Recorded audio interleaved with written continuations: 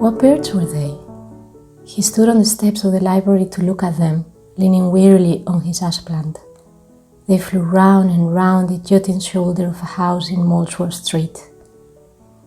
The air of the late March evening made clear their flight, their dark quivering bodies flying clearly against the sky as against a limp hung cloth of smoky, tenuous blue. He watched their flight, bird after bird, a dark flash, a swerve, a flutter of wings. He tried to count them before all their darting, quivering bodies passed. 6, 10, 11, and wondered were they odd or even in number. 12, 13, for two came wheeling down from the upper sky. They were flying high and low, but ever round and round in straight and curving lines, and ever flying from left to right, circling a temple of air.